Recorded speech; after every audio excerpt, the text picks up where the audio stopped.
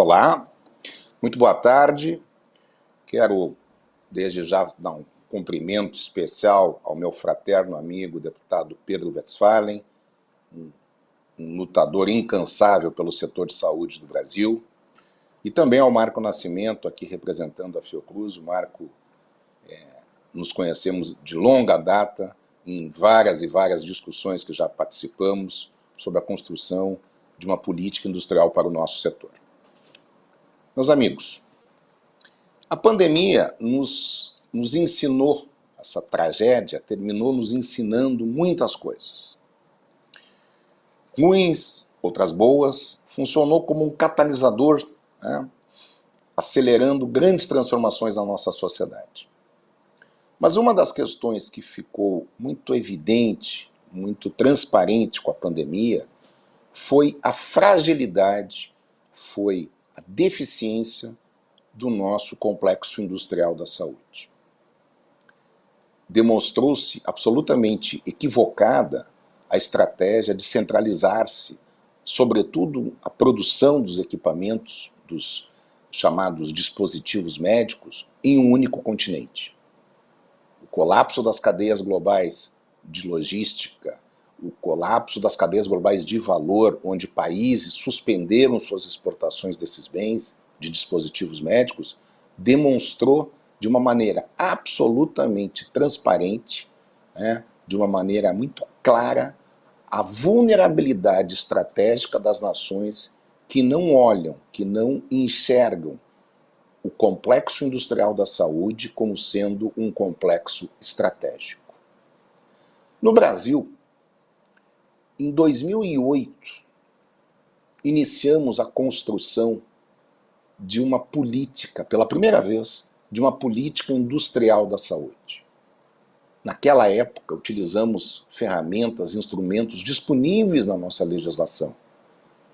Tratamos do uso do poder de compra do Estado, transferência de tecnologia, relacionamos produtos e tecnologias sensíveis para o nosso sistema único.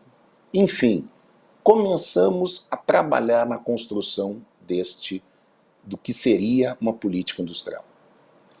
Decorridos todos esses anos, o que tivemos foi uma não evolução, foi uma desconstrução do começo daquilo que tinha começado a ser erguido.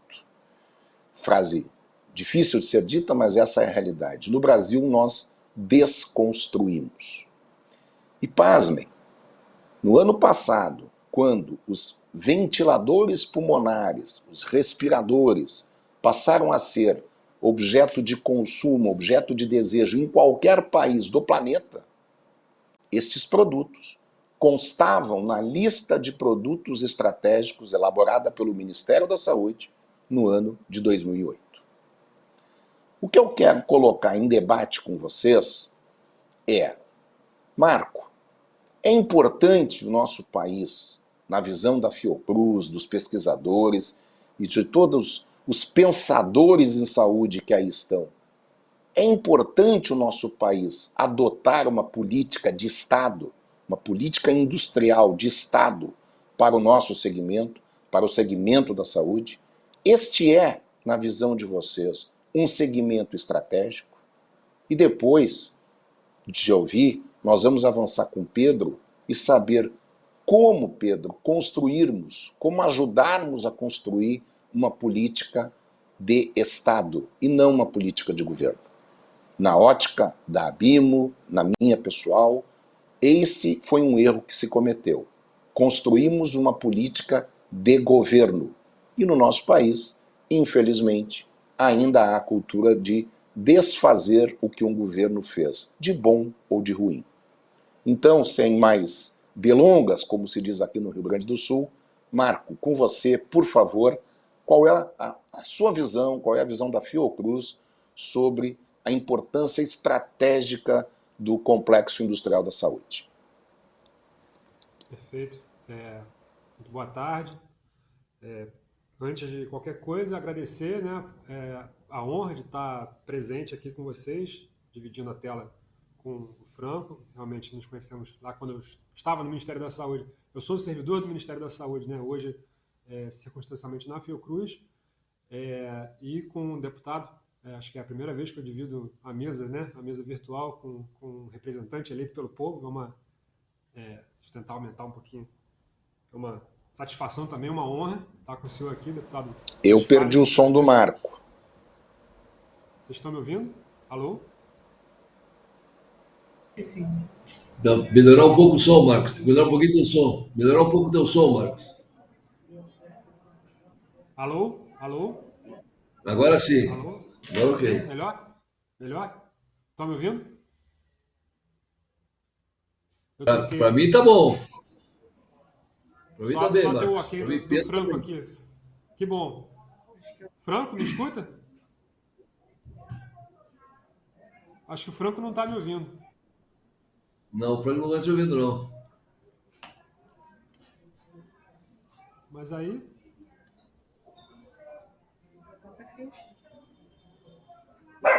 Alô, produção. O cachorro não te ouvindo.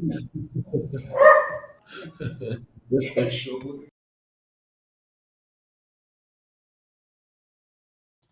Alô.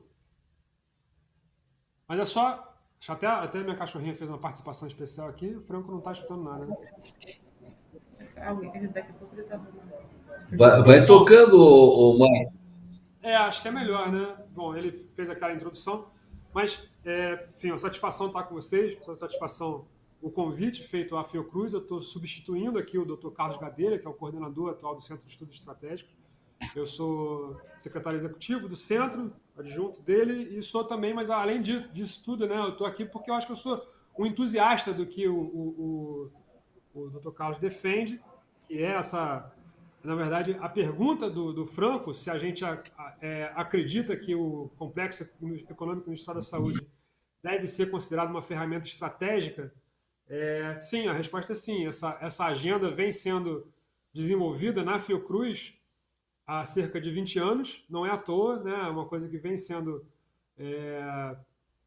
desenvolvida, abordada, a partir da percepção de que a sustentação do Sistema Único de Saúde não é viável sem que haja uma base produtiva, uma base material capaz de dar sustentação às necessidades, às demandas do SUS à altura desse desafio, né? O SUS talvez seja a maior conquista do período pós-redemocratização no Brasil, uma conquista social, e que estranhamente não tem 100% das suas potencialidades aproveitadas, né? Ela é um privilégio ter essa parte mais difícil, né, de ter isso inscrito na Constituição, de que é direito de todos e dever do Estado a oferta de saúde, mas ela pode ser também uma grande oportunidade para que a saúde seja um vetor do desenvolvimento. Acho que é disso que a gente trata aqui, quando a gente fala da possibilidade de usar a saúde como um vetor estratégico, né? E eu acho que o Franco foi muito feliz também na introdução dele ao dizer que a experiência, né, da Covid vem se demonstrando um ensinamento muito contundente, né? Um ensinamento triste. As falhas, né, as interseções pelas quais o Sistema Único de Saúde se demonstrou com algumas fragilidades. Franco voltou? Me escuta agora? Voltei, estou ouvindo. Legal, que bom. Então, essa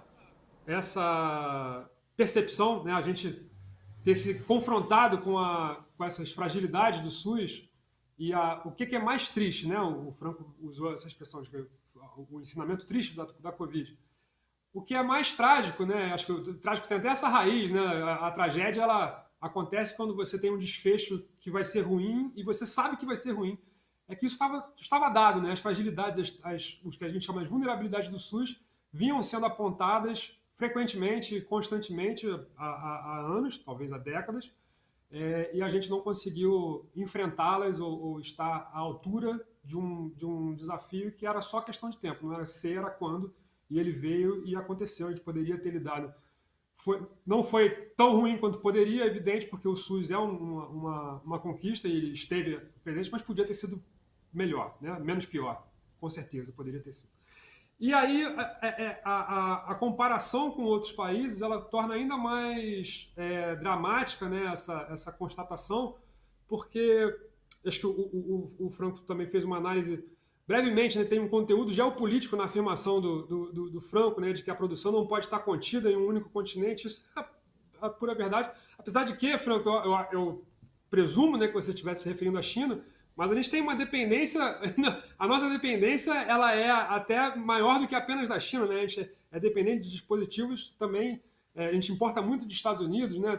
Importa bastante de Alemanha também, até Japão, algumas coisas, mas com certeza ficou clara que a concentração na China como se fosse a grande fábrica do mundo é inviável, isso ficou evidente, e por várias questões. Né? Uma delas, o fato de que os ventiladores pulmonares estavam presentes na lista de produtos estratégicos do Ministério da Saúde de 2012, se eu não me engano, é muito revelador, né? Porque isso significa que a gente tinha a percepção de que em situações específicas esse insumo poderia faltar. Uma e aí a gente está falando de algumas coisas, eu tenho medo de a gente estar se dirigindo só a iniciados aqui, Franco. O que é a lista de produtos estratégicos? Né? Era uma lista feita por vários stakeholders, né? Pessoas ligadas à formulação de políticas públicas que eram a partir da qual se enunciava. Né? Esses insumos aqui são muito importantes, isso não pode faltar, e aí você levava em consideração a probabilidade daquilo chegar num ponto de desabastecimento.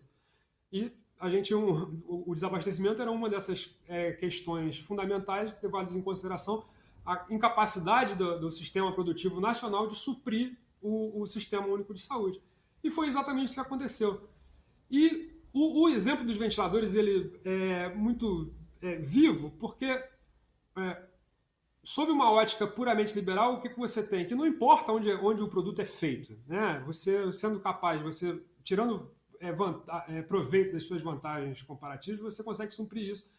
Só que isso não é verdade. Quando o mundo é submetido a uma situação limite, surgem falhas de mercado que não são levadas em consideração nas condições normais de temperatura e pressão.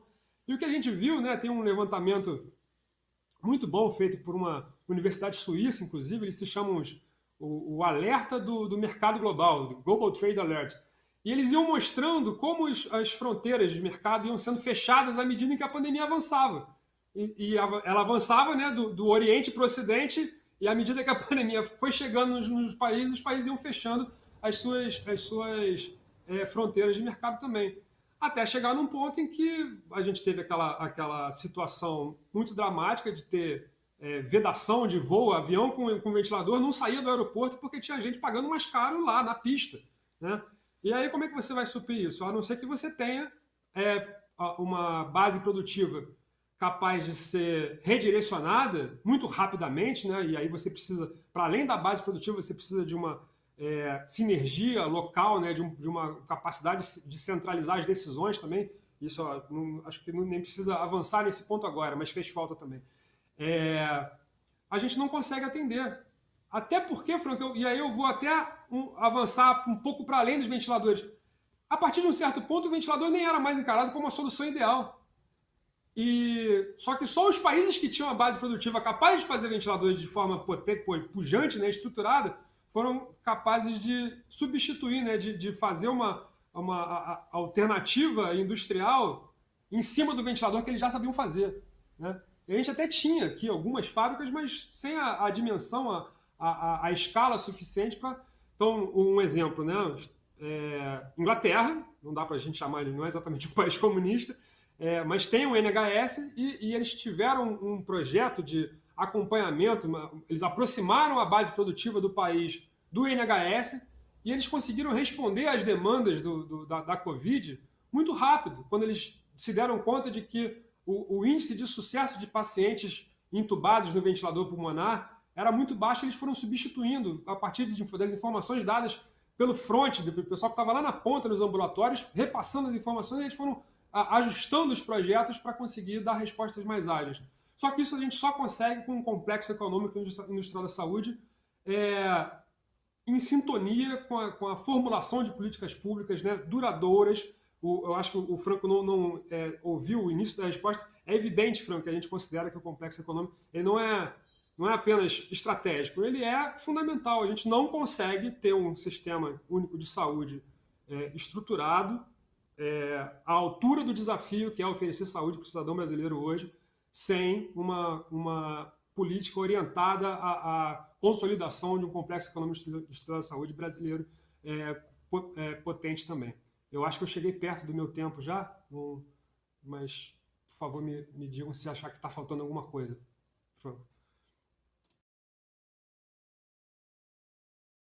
Tá mudo, Franco.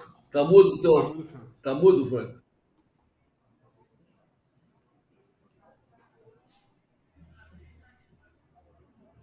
Não estou escutando. Não está chegando teu som aqui, Franco. Tá me escutando aí, não? Tá escutando? A gente não escuta O senhor que fala agora, então? Então vou falando. Beleza. Ok? É na mesma linha, né, Franco? Na mesma linha. Bom, eu quero inicialmente agradecer a oportunidade. Perdão, Pedro, você tinha falado de perguntar ao senhor como tornar perenes, né, as políticas, só para resgatar o que ele tinha falado, para trazer. Ok. Eu quero agradecer a oportunidade do convite de participar desse Fórum de Inovação da Saúde. Né? Esse FIS está realmente sensacional. Cumprimentar o meu querido amigo Franco Palamola, presidente da BIMO, e também aí o Marcos Nascimento, que substitui com muita categoria aí o Carlos Gadelha, coordenador. Parabéns aí pela sua participação, né? Muito pontual. Eu vou um pouco mais adiante, o Marcos, das suas colocações muito pertinentes, mas eu quero resgatar um pouco as oportunidades e a exposição que nós tivemos dessa pandemia, que assolou o mundo e que no Brasil também demonstrou uma questão de fragilidades nossas em muitos setores aqui. Um deles, sem dúvida nenhuma, o setor industrial, da indústria da saúde. Mas nós vimos a essencialidade do sistema de saúde nessa pandemia, mas também a importância da saúde suplementar. Eu ouvi você falar disso aí. A saúde suplementar ela tem mais de 50 milhões de usuários que fazem parte desse grupo tão importante. Tá? E que foi fundamental no Brasil para que o sistema de saúde e o sistema de saúde suplementar fossem complementares desse processo aqui. E fizeram a diferença. E o SUS fez toda a diferença, sem dúvida nenhuma, pelas condições de ramificação, pelas equipes de trabalho, pelo fato de atingir os mais longínquos lugares do país e poder dar assistência.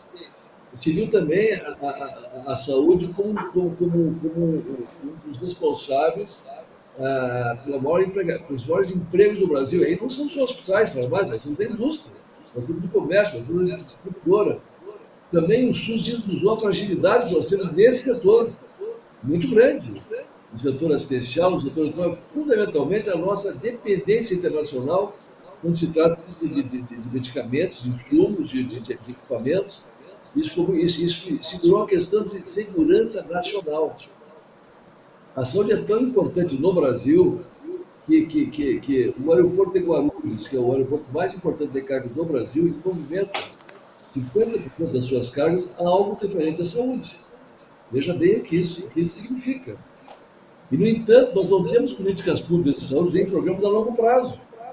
Nós não temos previsibilidade. Nós não temos tranquilidade para a indústria nacional, para nos atermos à indústria nacional. Se viu muito bem a importância que tem uma Fiocruz nesse processo, mas nós temos um complexo Santa Cruz parado lá há quantos anos? Por falta de investimentos. Se tivesse pronto, nós estaríamos já produzindo muitos insumos farmacológicos ativos aqui no Brasil. Mas não foi por quê? Por falta de investimentos e do governo não ter uma política pública de permanente e longo prazo. Isso tem uma porção de fatores que levam a esse problema. Um deles é a descontinuidade de políticas públicas no governo. Por isso, nós estamos aqui dentro do parlamento procurando fazer algumas leis para que o ministro da Saúde, pelo menos, fique 4 anos no ministério. Nós, nesse governo, já temos 3 ministros nesse governo. troca o ministro, troca a equipe toda, e é difícil se fazer alguma coisa a longo prazo. Porque não se tem, como na agricultura, tem projetos de longo prazo da área da saúde. Nós temos o plano safra, que se sabe como é que vai ser a longo prazo. Na saúde não existe essa previsibilidade. Então, essa pandemia nos mostrou a essencialidade do sistema único de saúde, mas também as fragilidades desse sistema único de saúde, a importância da saúde suplementar, né? E a importância que nós temos que ter sido o governo em relação a essas questões que eu considero de segurança nacional. Veja bem, em relação à nossa indústria, o que aconteceu com a nossa indústria, focar nos respiradores, que é um dos temas que foram tocados anteriormente, mas a falta de previsibilidade, a desigualdade entre os importados e o que é produzido aqui no Brasil, a isonomia tributária, isso mata qualquer indústria brasileira. Isso acaba com a nossa indústria brasileira. Não tem como ser competitivo quando nós essa isonomia salarial. Não tem como fazer isso aí. De repente, precisa computador, precisa respirador, vão abrir 3, 4 fábricas novas de respirador. Mas e aquelas exigências para se produzir com qualidade? E a expertise que você tem que se ter? E a qualificação do seu quadro funcional? Se tivesse uma programação a longo prazo, não teríamos nenhum problema em incentivar esses que já fazem bem. Porque é uma porção de exigências que tem para te poder funcionar numa empresa aqui, para te poder chegar, ter qualidade e tranquilidade, e tem que ter mesmo, não vou dizer que não tem que ter. Né? Veja bem a nossa Fiocruz, a qualidade porque ela funciona, mas as dificuldades financeiras são imensas, a dificuldade de programação é imensa, e isso com a indústria aqui é fatal. Aí se abre 3, 4 indústrias novas aqui, se importa sem uma economia salarial justa, rebenta a nossa indústria, não tem como fazer isso aqui. Então, o que nós temos que fazer aqui realmente é uma programação a longo prazo de projetos de governo, independente de quem esteja no governo, para nós podermos ter, isso sim, o foco de que essas questões são de segurança nacional. E a pandemia nos mostrou isso aí muito claramente. Não tenho dúvida nenhuma a esse respeito. Nós temos muita responsabilidade aqui. E mais, nosso setor, e eu falo como vice-presidente da Confederação Nacional de Saúde, nós muitas vezes reagimos. Nós temos que ser proativos. Nós temos que fazer proposições de políticas públicas permanentes para dar estabilidade ao setor industrial, dar estabilidade ao prestador de serviço, dar estabilidade aos nossos distribuidores, para poder dar segurança àquele que nos motiva a todos a estarmos aqui atuando, que é o paciente, é o cidadão brasileiro. É esse que é fruto de todo esse desenvolvimento que nós temos que fazer. A indústria farmacêutica, a indústria de medicamentos, a indústria de nossos insumos, de equipamentos, ela investe 18% em pesquisa e pesquisa, 17%. Por isso tem essa inovação permanente. Quanto é que o governo federal investe? 1,4% do seu PIB, é muito pouco. Um PIB pequeno, se investe pouco. Vai Israel investe 4% de um PIBão. Aí você tem lá resultados e nada é por acaso. As coisas acontecem porque são programadas. Então nós temos aqui no Parlamento Federal fazendo uma estrutura permanente, já estamos tratando disso aqui. Felizmente, nesse mandato, nós temos vários deputados que conhecem um pouco de saúde e conhecem muito de saúde. Eu conheço um pouco, posso ajudar um pouco, estou ajudando um pouco. Nós podemos estabelecer, fazermos a proposição de políticas permanentes a longo prazo, para que não haja surpresas. Eu fui um dos cirurgiões em 1980, fiz programas de transplante renal no Rio Grande do Sul. Fiz o primeiro transplante de rins em Cruz Alta, no interior do Rio Grande do Sul, que tinha um programa nacional de transplantes. Tinha previsibilidade para esse programa. Por que não fazer esse programa para todos os setores da indústria, por exemplo? Como é que você vai se estabilizar e investir se você, de repente, tem lá uma necessidade de uma importação sem tributação? Quebra vocês aí, não tem como andar. Aí desemprega, desestabiliza, aí pega, monta meia dúzia de fábrica e produz assim do bastantão sem qualidade nenhuma. É muito perigoso. Então nós temos muitas responsabilidades. Eu acho que o SUS mostrou a sua essencialidade, sem dúvida nenhuma. Essas questões em relação do complexo industrial se tornou uma questão de segurança nacional, e digo em relação a toda a nossa indústria aqui, indústria de medicamentos, indústria de equipamentos. Se mostrou que nós não podemos ficar dependentes de situações, e nós vamos ter outras situações e vamos ter logo. Não vai demorar muito. Só que se nós esperarmos acontecer para reagir, vai acontecer exatamente o que aconteceu de novo. Nós temos que ser proativos para que essas questões não voltem a acontecer e nos peguem de novo desprevenidos. Vamos fortalecer o complexo industrial, vamos entender que essas são questões que precisam ter, esse pessoal precisa ter previsibilidade, os nossos hospitais precisam ter previsibilidade, senão nós vamos ter que estar fazendo leis correndo para cá e para lá, fazendo remendos que não são a solução para o problema de saúde do Brasil. Esse grande país que tem uma grande e maior modificação, talvez a única mudança estrutural da América do Sul, que é o sistema único de saúde, que investe. Eu até me questiono, às vezes, será que falta mesmo dinheiro para o SUS ou ele fica no meio do caminho? É uma questão que eu tenho realmente minhas razões de pensar aqui. Será que não fica nas atividades meio muitas desses investimentos? Olha, é importante aumentar, mas é importante gestão, é importante qualidade, é importante foco e principalmente políticas permanentes a longo prazo. Políticas tributárias, isonomia de imposto tributária, são fundamentais nesse ponto. Nós temos que ser previsíveis. O governo tem que ser previsível, não pode pegar de surpresa no segmento a qualquer momento. Minhas considerações iniciais são nesse sentido. Acho que o debate agora talvez se torne mais importante, mas realmente nós precisamos fortalecer o nosso indústria nacional, o nosso serviço nacional. Mas, Marcos, nunca esquecendo a saúde suplementar. São 50 milhões de brasileiros que desafogaram o sistema único de saúde. Os dois são muito importantes e complementares.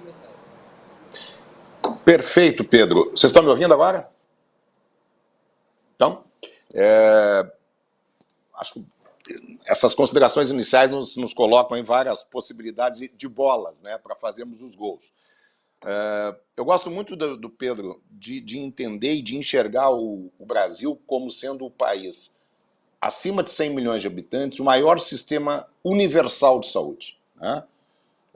No globo, até então, pré-pandemia, nós éramos o maior. E isso nos dá uma potência em termos de assistência, seja no SUS ou na suplementar, absolutamente, mas o contraponto disso, temos uma indústria fraca. E aí entra em muitas das questões que você pensou. E é aqui que elas se juntam, convergem estas questões que você colocou com as questões que inicialmente o Marco coloca e que eu havia pontuado.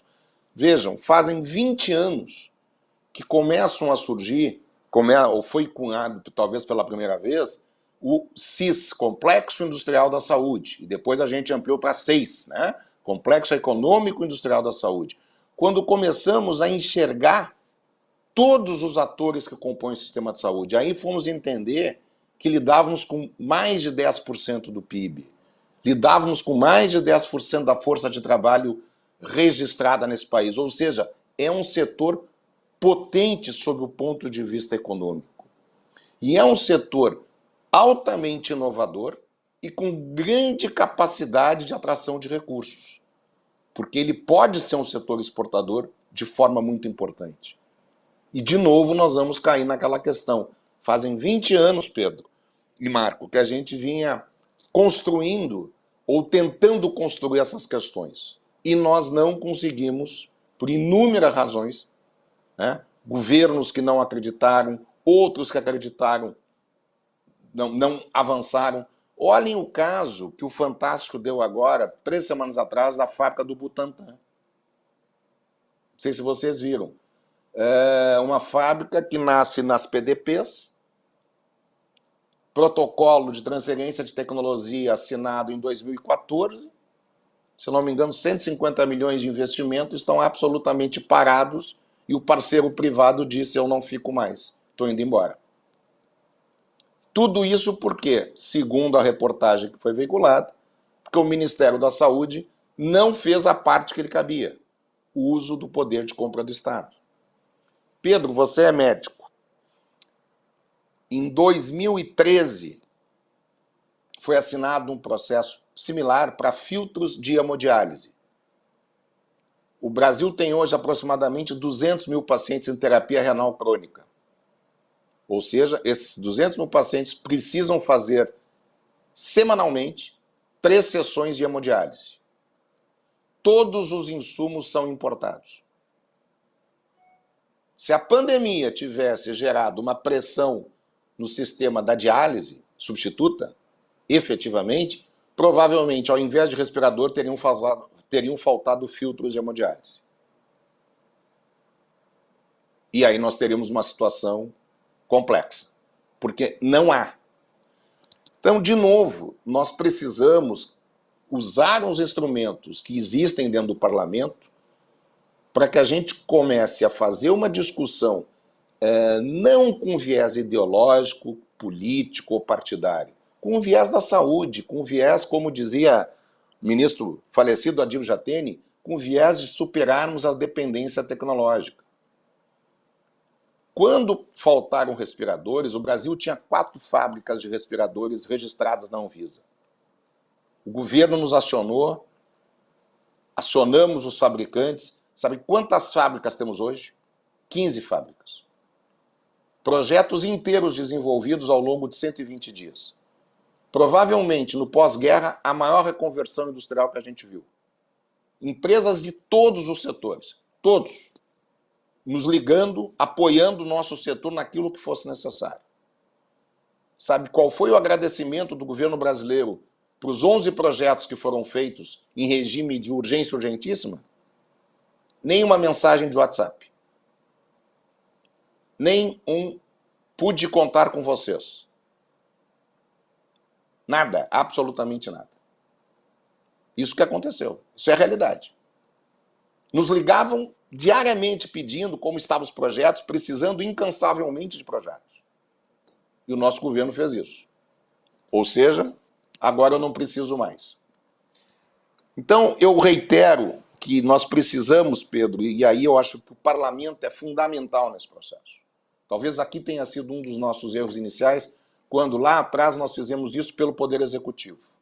Nós precisamos que vocês da bancada da saúde, você que vem da frente parlamentar, que foi uma força motora importante, um canal de permanente comunicação entre setor e parlamento durante essa tragédia da pandemia, nós precisamos encontrar maneira de avançar nessa questão. E aí vem a pergunta, como devemos fazer isso? Bom, Franco, o Marcos responde primeiro. Tá, assim, o Marcos, o Franco. A maneira de fazer isso, nós criamos uma estrutura permanente aqui em Brasília, que já estamos tratando disso aqui, estamos tentando construir isso aqui, para que haja um quadro técnico de assessoramento aos deputados permanente. Nós somos passageiros aqui. Eu sou fruto da necessidade do segmento em 2002 ser deputado estadual. E fui porque lá o Instituto de Previdência do Estado, que regula a saúde do Rio Grande do Sul, tinha quebrado, não tinha políticas públicas adequadas. Me elegi e nós conseguimos fazer um avanço muito grande tendo representantes do segmento na política gaúcha. E isso nós queríamos que replicasse para o Brasil inteiro, né? Mas essa troca permanente de governos, de ideologias que vão e que vêm, não pode interferir nesse complexo que mexe com a decisão de nível nacional. De jeito nenhum. Nós somos passageiros como políticos. Nós temos que ter uma estrutura aqui, que seja uma estrutura propositiva, técnica, permanente, que coloque dentro dessa estrutura o Instituto da Saúde.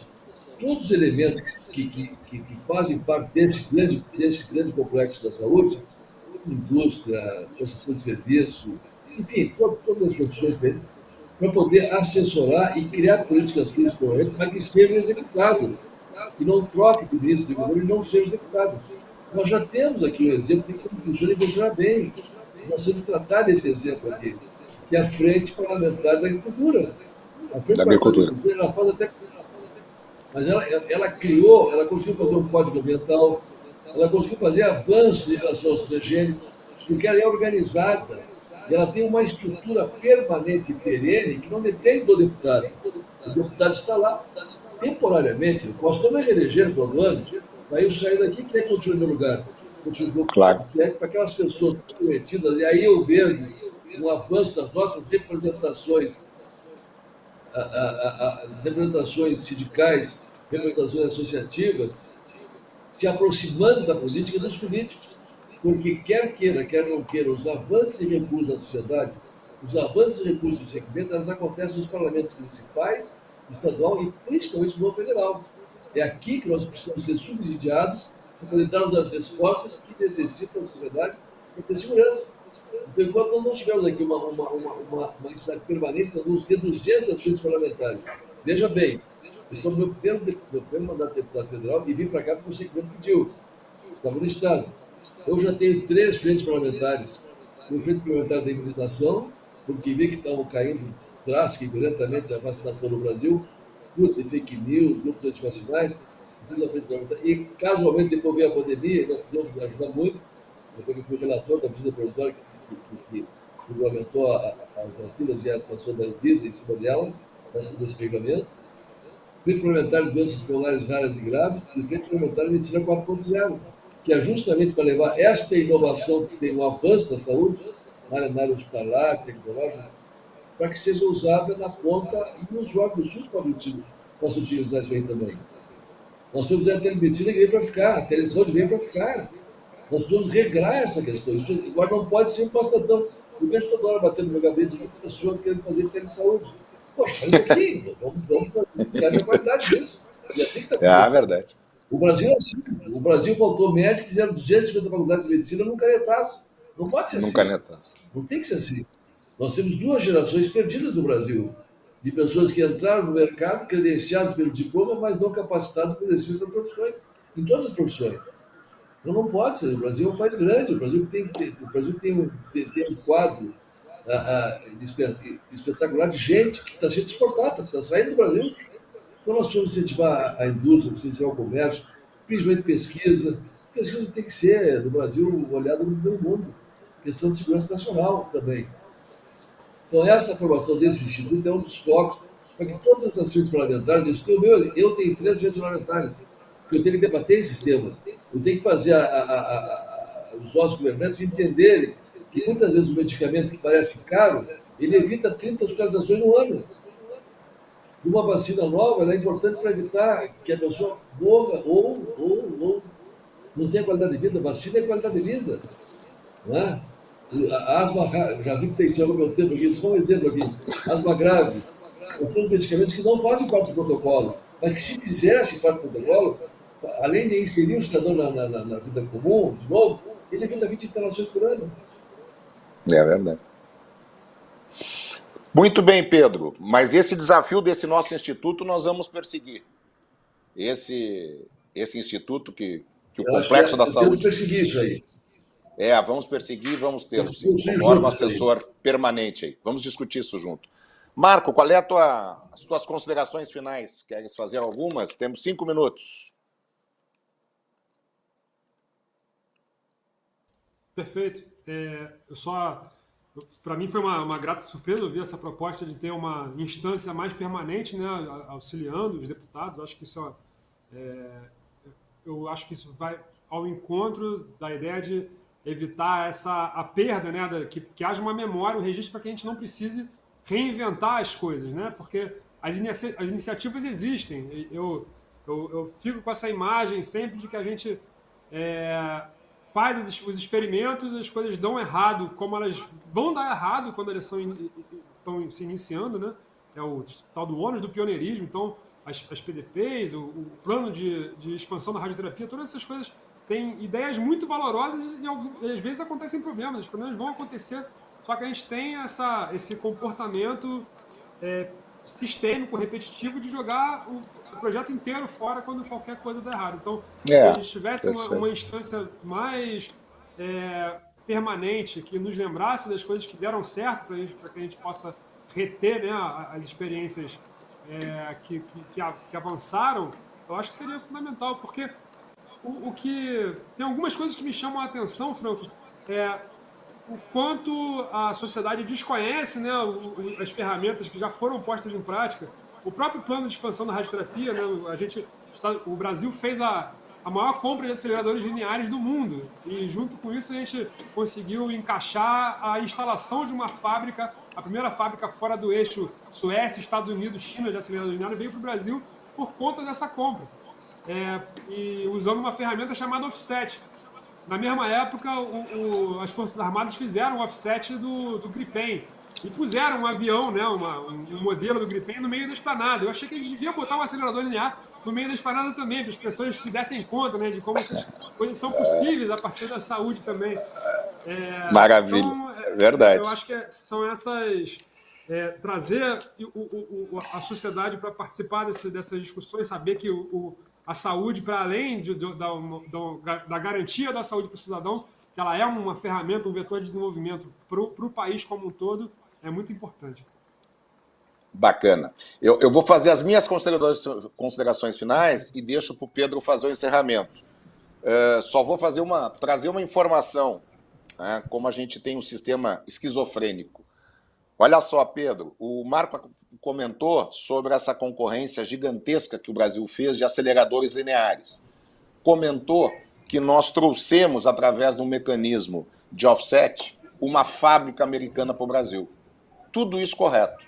Essa fábrica fechou as portas 90 dias atrás. Sabe por quê? Porque não deram a isonomia tributária. Porque eles disseram o seguinte: eu não consigo produzir e vender no Brasil, é mais caro do que se eu trouxer dos Estados Unidos, porque trazendo de lá não paga imposto. Eu, fabricando no Brasil, tenho que pagar imposto. Fechou as portas. Botaram um investimento mega, fizeram um bunker, radioterapia, e foi embora, no interior de São Paulo.